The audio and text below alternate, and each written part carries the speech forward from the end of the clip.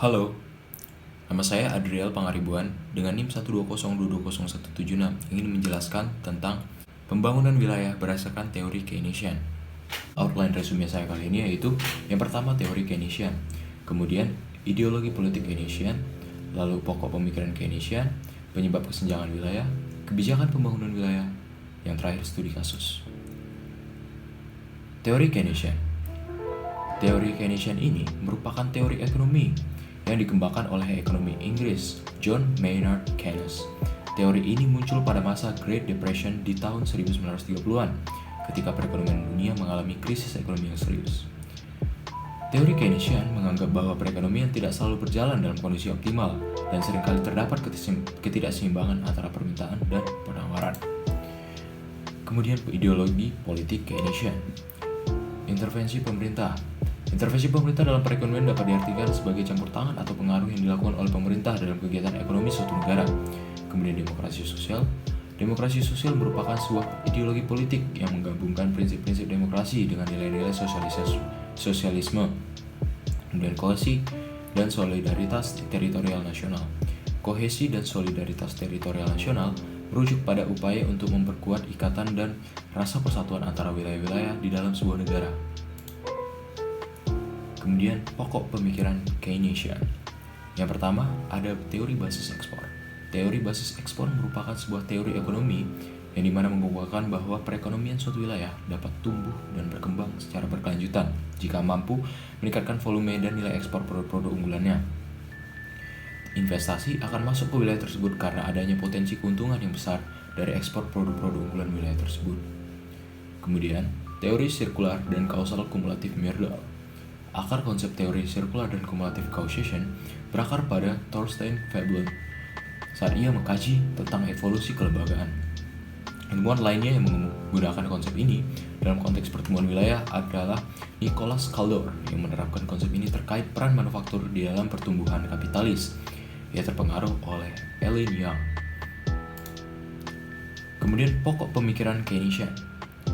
Yang ketiga, ada teori kutub pertumbuhan. Teori kutub pertumbuhan mengacu pada sebab akibat kumulatif juga, khususnya hubungan potensial antara industri penggerak atau purposive industry yang mampu menghasilkan pertumbuhan yang diinduksi melalui hubungan antar industri baik ke belakang backward lineage maupun ke depan atau forward lineage melalui rantai pasokan dan pertumbuhan industri lokal. Kemudian penyebab kesenjangan wilayah. Teori Keynesian berpandangan bahwa penyebab kesenjangan wilayah antara lain deregulasi atau liberalisasi pasar atau pasar bebas, kemudian masalah lemahnya ekonomi secara struktural atau structural weaknesses, kemudian rendahnya investasi atau low investment, kemudian terjadinya pengerasan modal menuju wilayah yang lebih maju atau drain of capital to developed regions, kemudian partisipasi pemerintah yang tidak memadai dalam pembangunan wilayah. Menurut teori Keynesian, penyebab kesenjangan wilayah terutama disebabkan oleh ketidakseimbangan dalam investasi dan konsumsi antar wilayah yang dipicu oleh kurangnya intervensi pemerintah dalam mengatur ekonomi. Namun, dalam kondisi pasar yang bebas, investasi dan konsumsi cenderung terpusat di wilayah yang sudah maju secara ekonomi dan industri. Sedangkan wilayah yang kurang maju akan mengalami kesulitan dalam menarik investasi dan memiliki konsumsi yang rendah. Pemerintah dapat mengambil berbagai tindakan seperti memberikan insentif bagi investor untuk berinvestasi di wilayah yang kurang berkembang, kemudian memberikan bantuan keuangan atau teknis untuk pembangunan infrastruktur di wilayah yang tertinggal, serta meningkatkan layanan publik di wilayah-wilayah tersebut untuk meningkatkan konsumsi. Kemudian masuk ke kebijakan pembangunan wilayah.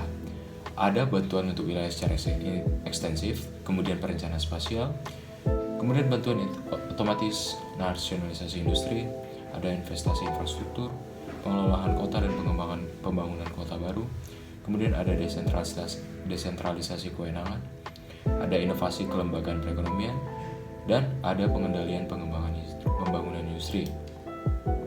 Adapun studi kasus yang saya ambil yaitu nasionalisasi perusahaan Freeport-McMoran di Papua.